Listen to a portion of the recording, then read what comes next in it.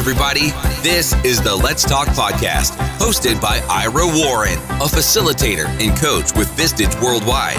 In each episode, Ira shares with you over 40 years of successful business leadership and his driving passion to enhance the lives of CEOs throughout Long Island using the Vistage Peer Advisory model. Here's this week's show. My guest today is an extraordinary person, an entrepreneur and successful CEO and businesswoman, and someone who I admire for her selfless giving back in just so many ways. Nancy Vargas is a native New Yorker with a corporate background. Nancy's entrepreneurial spirit took her talents and skills to build the infrastructure of DH2 chauffeur transportation. As a woman in a traditionally male-dominated industry, Nancy dedicates her time to empower, inspire, and educate other women in business. Through her leadership, DH2 Chauffeur Transportation became MWBE certified with the City and States of New York, the Port Authority of New York, New Jersey, as well as Nassau County. And most recently, she tapped into her network, campaigning to raise funds for the Leukemia and Lymphoma Society and help put an end to blood diseases, raising over $1 million. Nancy, welcome to the Let's Talk podcast. Thank you so very much, Ira. I'm so honored to be your guest today, and I certainly appreciate the invitation to be part of your podcast. Well, thank you. And I guess the first question that keeps coming to mind for me is, how is it possible that an independent limo company can exist or coexist and compete with today's ride-sharing, Uber and Lyft and taxi environment? Absolutely. That's a great question. And, I think that one of the most important things as far as what we do in the transportation space is that, we provide a private service. So unlike an Uber and Lyft, where it's more of a ride share situation, we really, provide a service where we're almost putting on that white glove and giving you a VIP concierge service. So our chauffeurs are trained to open the door and take the luggage from the client and wait for our client at the baggage claim. So really just providing a level of service where it's more of a VIP service than just a pick up and drop off from point A to point B. So from the standpoint of customer service, how do you build those customer relations? You ensure, it seems that your customers are often become very long-term repeat customers and they walk away with a great experience. How do you accomplish that?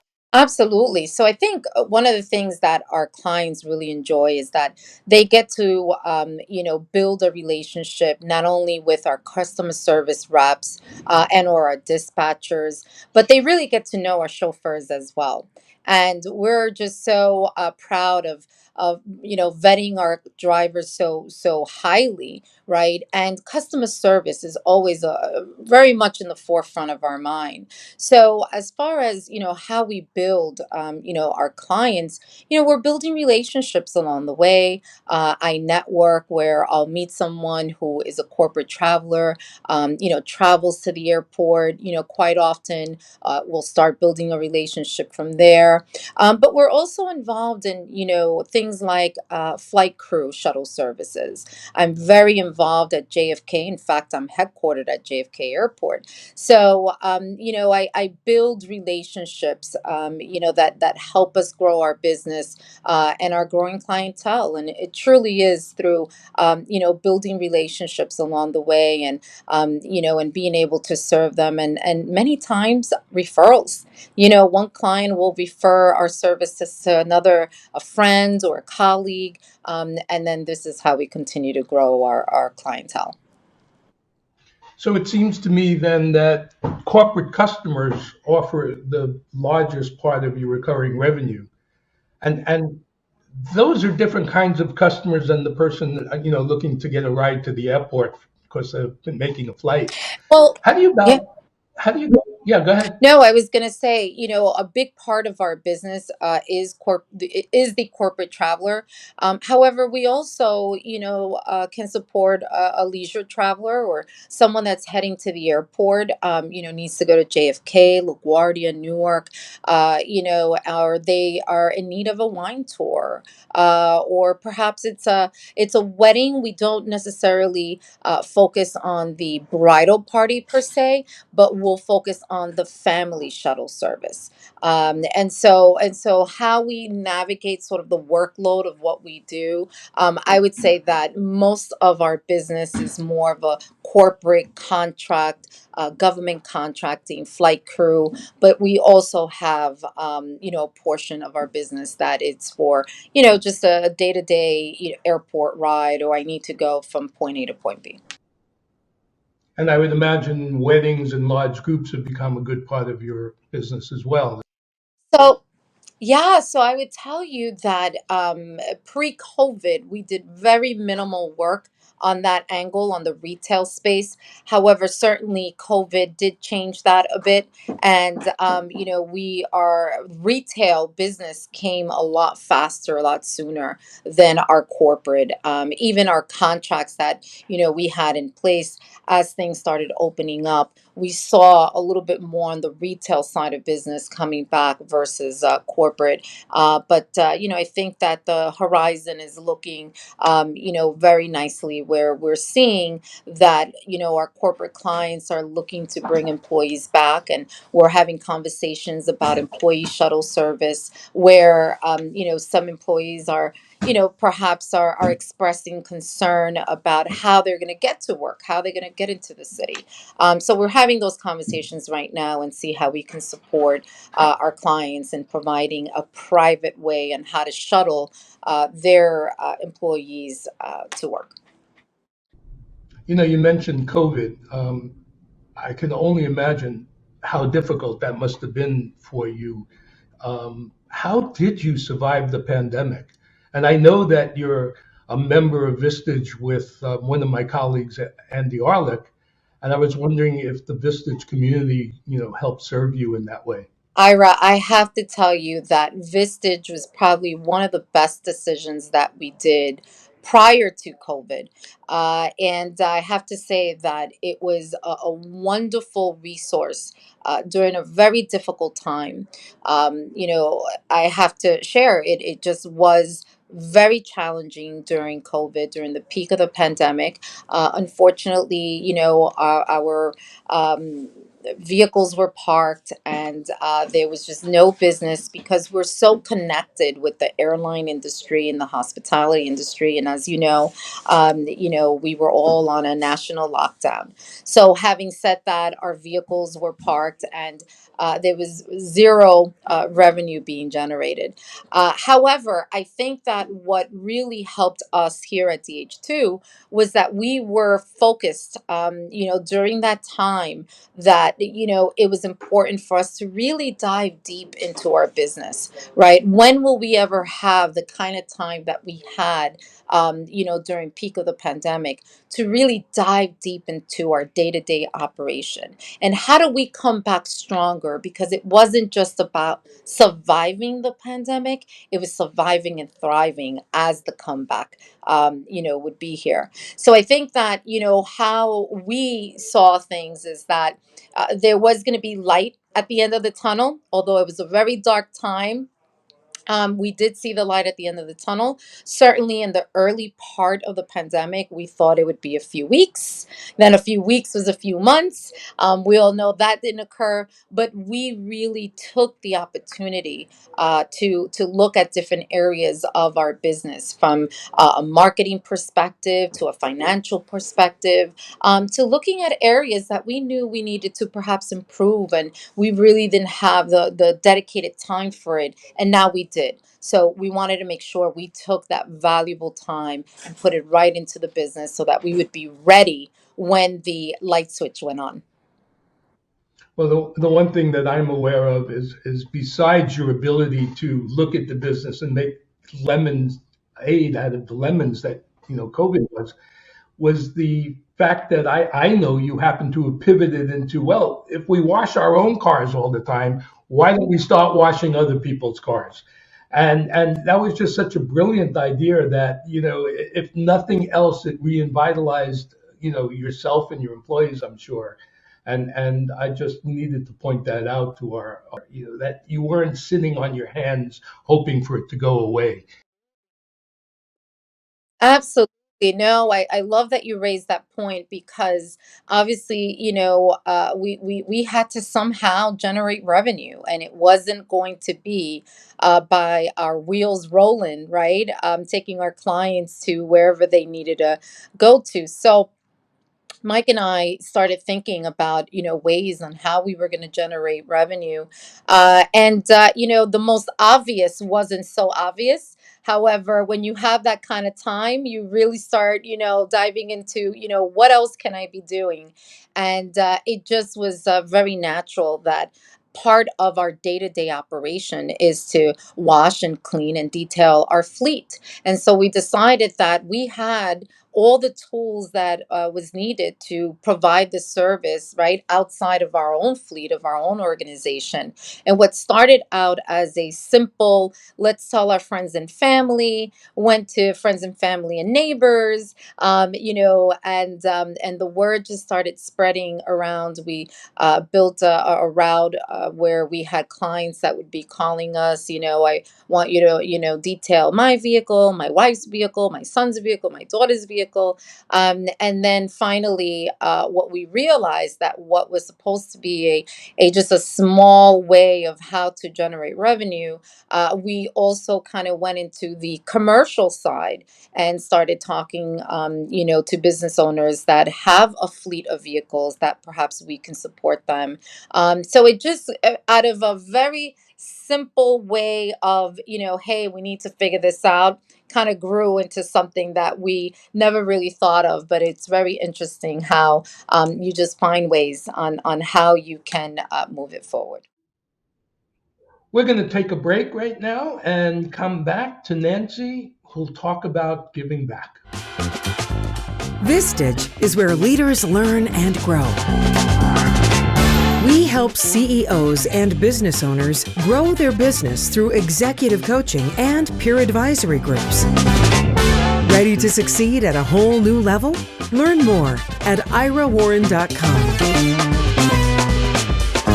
One of the things, as I mentioned earlier in my introduction, is your investment in family and community and what you do. And you're now the president of the JFK Rotary, which, by the way, congratulations. Obviously, a major milestone and achievement, for business leaders today. The Rotary Common Principle of service above self, I think you exemplified that. How does that play into running your business? So it's really interesting, Ira, because I'm constantly asked, like, how do you get to do this all and still run your business, right? And so I always go back to the fact that, when I was a young girl, I was always doing service work, right? It's something that, that I carry in my heart. I've always believed in Rotary's motto, right? Service above self. And so I recall as a young girl, I would be a lunch monitor. I was a catechist. I, would visit hospitals and volunteer during high school. I was student council. I was always involved in some way within the community. And so I think that for me, becoming a business owner, an entrepreneur, I feel a sense of responsibility of doing more. And I feel that it's important as a business owner, to have the pulse of my community. For us specific here at DH2, we operate out of JFK. So the JFK community and the surrounding community is very important to me. Becoming president of JFK Rotary is so meaningful to me, me, just because of the service work that we do and the community that we serve. And it just really fuels my soul, and I think that, of course, running my business is important, and I dedicate a lot of time to that as well. I also feel very proud of the team that I build, and so my team allows me to navigate through my day, right, and know that things are running smoothly. When things need my attention, they'll get my attention. But I really believe that the key of being able to do all the things that I do is time management. I live by my calendar. And if it's not on my calendar, it doesn't exist. It's simple as that, right? And so I think time management is very important. And the things that I am part of, such as Rotary and some of the other nonprofit organizations that I'm a part of, they mean something to me, right? It touches my heart in some way. And so, because of that, I couldn't see it any other way. And I try to give as much time that I can. Although I will say that, at times I've had to decline. I'll be asked, and, can you be part of this, or can you do that, or can you sit on the board on this and that? And I really, it's so meaningful to me. However, I do sometimes need to, pick and choose what I can and can't do depending on the level of commitment as well. But JFK Rotary hits my heart for sure. They're very special people, great work being done throughout the year, and I'm honored. I'm honored to serve as president of the JFK Rotary Club. You just mentioned that you live and go by your calendar. In what ways have you brought technology and automation into DH2? Great question. So I will tell you a funny story. I've always had control of my calendar, right? So my assistant is able to, work around my day to day. But my calendar is one that I hold very close, right? No one touches my calendar. However, the silver lining of this pandemic is that it taught you that there's a lot of technology out there that you can put to use and make it a benefit for, truly helping you with your day to day. So I found this wonderful application called Calendly. And at first I thought, there's no way that I can do that. How can I possibly send a link to someone and they're going to look at my calendar and they're going to see my availability? But I realized very quickly that that was an area that I needed to improve. And so with that, I opened up a Calendly link, and I recall all the networking that I was doing. And I thought I was doing a lot of network pre-pandemic, but boy, was I networking during the peak of the pandemic. And I realized how quickly I was able to navigate, setting up a meeting by simply sending a link. And by the time I was done with the meeting, I had 2 or 3 meetings already set up, and all I did was send a link. So that taught me so much, that there are so many wonderful apps and technology that's out there that is very beneficial to all of us in some way, shape, or form.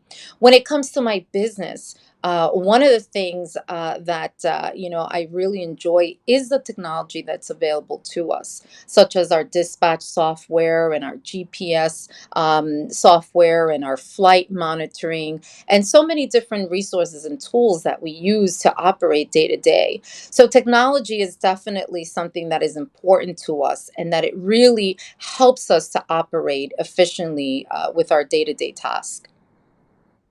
Got it. Uh, an awkward conversation is there's been in the past so many incidents of accidents and tragedies that have occurred with chauffeured vehicles. How have you managed to focus on safety and driver training, and what else do you do to make sure that DH2 transportation doesn't come under those? Absolutely, Ira. That is probably one of the most key questions that I always like to address, because safety and compliance is very important, not only to myself, but to my entire organization.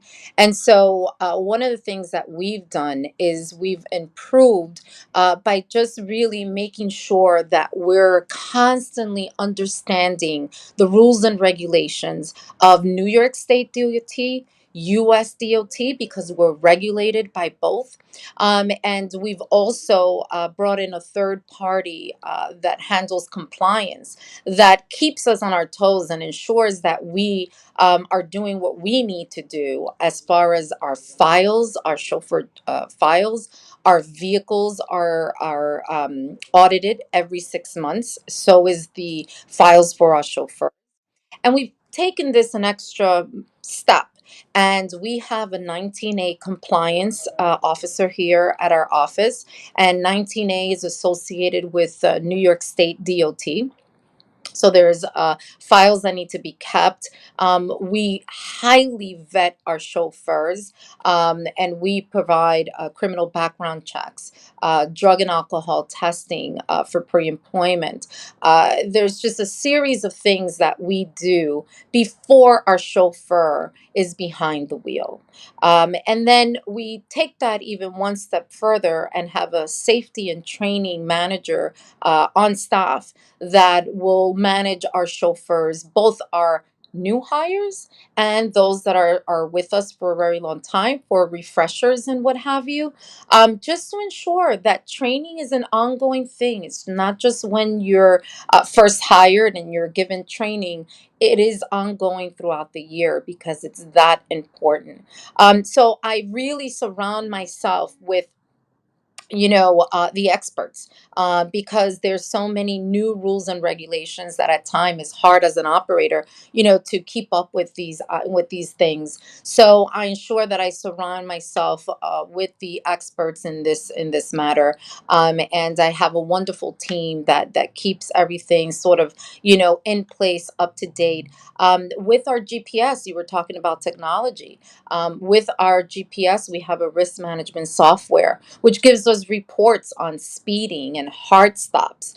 We have cameras on the interior and exterior of our vehicles. So we're able to see and keep tabs on how our chauffeurs are performing. And, we're able to get these reports. And if we see areas that need improvement, we'll bring back the chauffeur. We're able to, have a conversation and apply additional training. And then before they even get behind the wheel, aside from all the rules that we need to abide by, we also have, someone that will do a road test, just to see what, their skill sets are. They're driving 40 passenger, shuttle buses. We have a diverse fleet. So we have to ensure that if they're going to be behind the wheel and they're going to be transporting, our clients, we need to feel comfortable that we've hired the right candidate to perform. Well, you certainly seem to have a lot of attention on your staff and your team, and you seem to have a lot of heart with them as well, besides the running of the business and the compliance side. What makes DH2 an attractive? So I believe that, we bring passion every single day. I say this to my employees, I say this to everyone. Mike and I are fired up every morning, right? We're ready to rock every single day. And, transportation is not the most sexy industry, but I have to tell you that we really want to ensure that anyone that works for DH2, we're working together as a team. We're doing this together. We need one another. Mike and I cannot run this company by ourselves, right? We need our employees, and we teamwork makes the dream work. You probably see that so much in my social media because I truly believe that. And I think that, projecting the positive energy and the passion that we both have for this industry, because it's not just about, providing a service and rendering, a sale, right? Yes, that's part of this. But really, how do we make our clients and our employees feel when they have an experience with DH2. So I think of it as not only the experience of our clients, but the experience within the culture of DH2. And so I really, try and do my best to ensure that they feel this is a family. We're a family, right? Their dreams are my dreams, and hopefully our dreams are their dreams, and we're working together to achieve those dreams. And I truly believe that by projecting that every single day, then this is a great place to be. And I think Excellent. that we're always open for improvement. We're not perfect. I'm always looking for ways to, how can we improve, not only on a client service side, but how can we continue to elevate the DH2 culture, the DH2 brand. It's always on the forefront of my mind. Aside from everything else that we've discussed, that is something that is very important to me as well.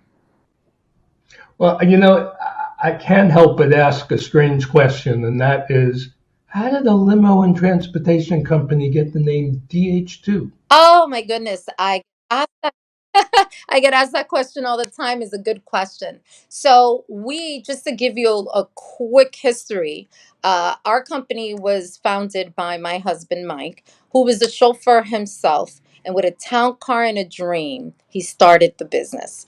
And I was in corporate America at the time, and really thought that that's where I would be, and just wanted to be a supportive wife.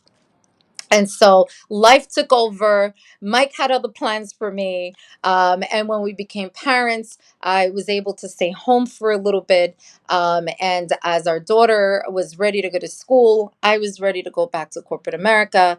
And Mike asked me to work on a project. And 18 years later, I'm still working on the project, right? But we have evolved as a company. We started in the corporate space. 9/11 hit the clock, and then we quickly pivoted into the retail space, where we actually had stretch limousines, the Lincoln stretches, and H2 Hummers, and Cadillac Escalades, and party buses, and white specialty vehicles. And so we were in that space for 15 years. And so our company name at the time was Destiny H2 Limo, hence H2 Hummers. And so as we pivoted 15 years later, and this is around 2015, I started talking to Mike about, what was the next 5 or 10 or 15 years going to look like, and where did we want to head as a company? Did we want to continue in the retail space where, the core of our business was retail, weddings, events, proms, quinceañeras, sweet 16, and that kind of thing. I actually had a vision where I wanted to evolve as a company, and look at other areas of opportunities that I felt we weren't really paying attention because we were very comfortable in that retail space. So I pitched that idea to Mike in 2015. Took us about a year to figure it out. And in 2016, we decided that we were going to move forward with that vision. And at that point, we decided that Destiny H2 was a little too long. Most people knew us as DH2, just a shorter version of our company name. And so DH2 was born. And in 2016 until now, we decided that it was a great opportunity for us to look at other verticals of our business, and so that's when we sold all of our white specialty vehicles. We procured new vehicles, all shuttle buses, black corporate executive vehicles, which is the fleet that we carry today. And then we became MWBE certified, which is a minority woman business owned company with the state of New York, the city of New York, and Port Authority. Opened up those doors that I was looking so much forward to, working on capital projects and flight crew, and, all the things that we do today. So I guess that was the long version, not the short version, but hopefully shed some light as to how did we become DH2. Absolutely, as well as it's such a great story, and I love hearing stories of that kind of growth. As we come to a close, I wish to advise our listeners that in keeping with her mission of empowering business owners, Nancy's available for speaking engagements to educate and inform best practices with entrepreneurs as well as civic organizations. In closing, Nancy, how can our listeners find out more about you and more about DH2 Chauffeur Transportation? Absolutely. So I welcome anyone that wish to reach out to me. I can be reached at Nancy at dh2limo.com. And if you wish to learn more about us, feel free to reach us at www.dh2limo.com. We also have a YouTube channel, DH2 Chauffeur Transportation, and all our social media outlets, Instagram, LinkedIn, Facebook. You can find us in all of the social media outlets as well. Well, I just want to thank you so much for joining us today and sharing your story and your success. And I wish you another couple of decades of success. And I know you're looking forward to your daughter becoming you in every sort of way. So good luck. Thank you so very much. And I appreciate the invitation, Ira. It's been a pleasure to spend some time with you. I really greatly appreciate the invitation. Thanks for listening to Let's Talk Podcast with your host, Ira Warren. I hope you enjoyed the discussion. If you're interested in joining more than 23,000 members across the globe that count on their Vistage Peer Advisory Group to help them make better decisions, be better leaders, and get better results, then let's talk. As always, you can head over to irawarren.com to sign up to our email list, get more information on joining my Vistage Peer Advisory Group, as well as check out all the links and resources in the show notes. That's all for this episode, folks. See you next time.